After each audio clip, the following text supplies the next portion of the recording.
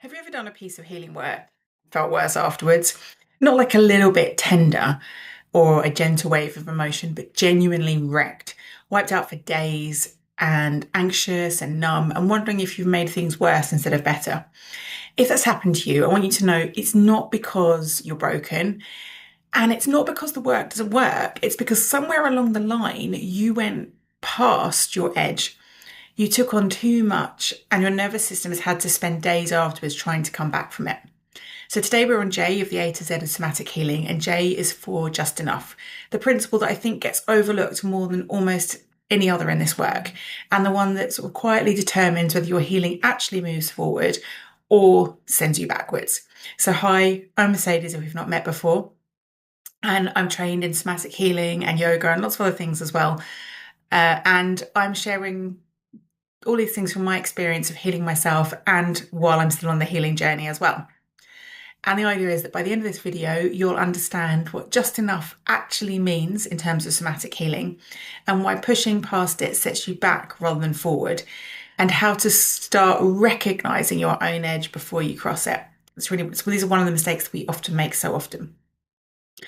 So we have what's called a window of tolerance, and we can use that as a guide. So it's basically a zone where you feel difficulty and still stay present with it.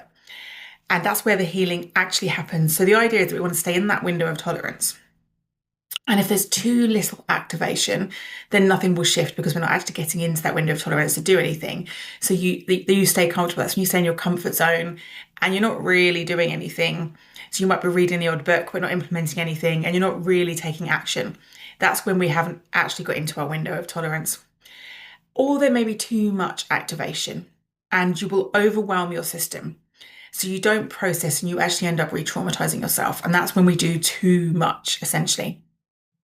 So just enough is the sweet spot in between not doing anything really and doing too much. It's enough to move stuff through your system, but not so much that it floods you. Okay, so we're not overwhelming our system. And this principle comes from the foundations of somatic work and Peter Levine and Pat Ogden and the polyvagal lens. So it's not optimal, it's structural. So it's really important to somatic healing as well.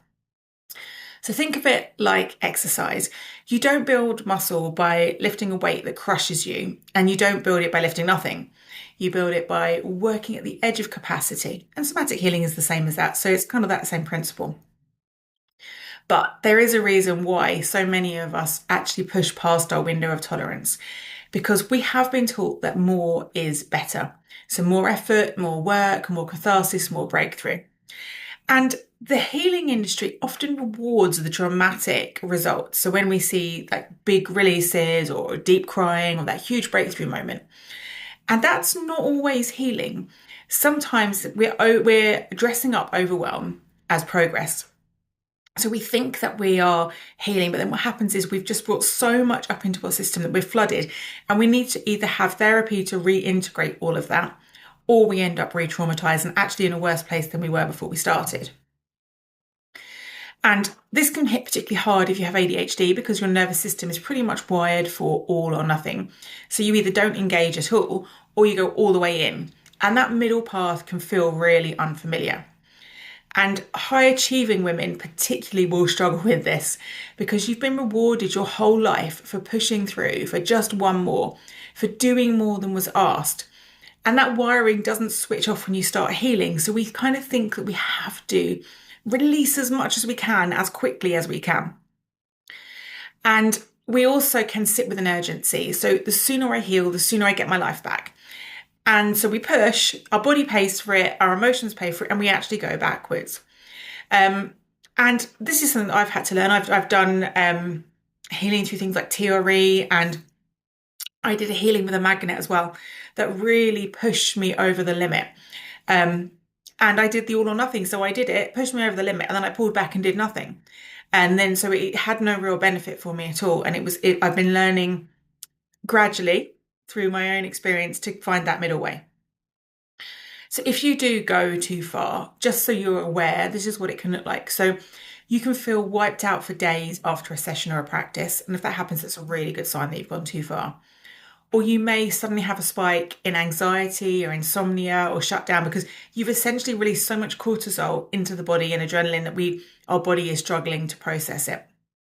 Or you may go numb and disconnect completely. So we shut down because we don't want to feel any of this and it becomes too much. And you may start thinking more brain fog, feel more disassociated, and just feel like you're not really there. And that can happen because we're overwhelmed and we're flooded essentially. And you may also have physical symptoms flare up. So backache, headache, fatigue, stomach issues, IBS, all of those things may come up if we push too far because they may be re-triggered by all of the emotional stuff that we've released. And just having a feeling of emotional flooding that doesn't settle, it just stays. So you've got all these kind of floating around emotions that you don't know how to deal with. And that you get an overriding feeling within yourself that you shouldn't have gone there. And that kind of sits in the body. But it is important to say that tender is not the same as overwhelmed. So when we do healing, a bit of emotional residue is normal.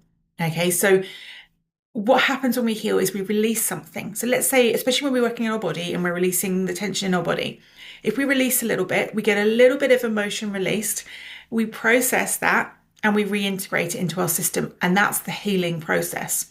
When we've gone too far, that's when we release too much all at once. And that dysregulated state stays for days because we're unable to take what we've released and reintegrate it. And then we kind of get stuck. So what's important as well is how to find your own just enough, because we're all going to be able to release different amounts. And at different times in your life, it will be different. So sometimes you will, or one area of the body the trauma that it's holding may not be as intense, so you can release more at once, whereas at other times you may need to work very, very gradually. So the best way to do it is to start with the smallest piece possible. So we always do less than we think we can get away with, because you can go further, but if you've gone too far, it's really hard to come back. So start really gently and use a 0 to 10 scale, internally with your system.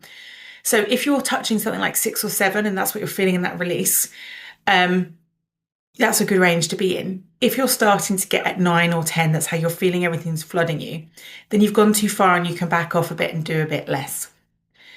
And you can also introduce the pendulation principle. So this is when you touch something difficult and then you come back to something where you feel safe and resourced and calm and wonderful. And then you go and you come back and you go and you come back. And that rhythm will allow you to heal because you're not allowing yourself to stay in that stressful place for too long.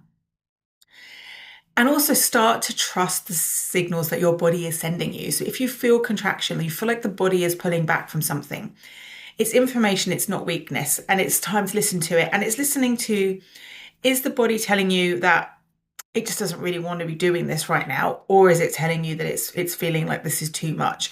And just start to kind of tune into that. And that will grow over time. Your wisdom of listening to your body will get stronger. And then build that relationship with your edge. So your edge is the place just before overwhelm. And the more you work with it, the better you know where it is. So it's starting to build up the relationship with little things and working on it and seeing what happens and how you feel as you get to that edge so that you know you can always come back from it. And give yourself permission to do less. So whatever you think you should do less, right? And it doesn't mean do nothing, but see if you can, when you get to a certain point, stop and integrate and then come back another time so that you can actually allow yourself to build that up bit by bit. And just remember that less is more and you can do this. So if this resonated with you, please remember to like and subscribe this video. It really helps me reach more women who need this work. And if you want to keep going deeper with the A to Z of somatic healing, I have a space where you can practice this alongside other women doing the same work. I've got a free community on school called the Somatic Reset Lab. The link is in the description and I would love to see you on the inside.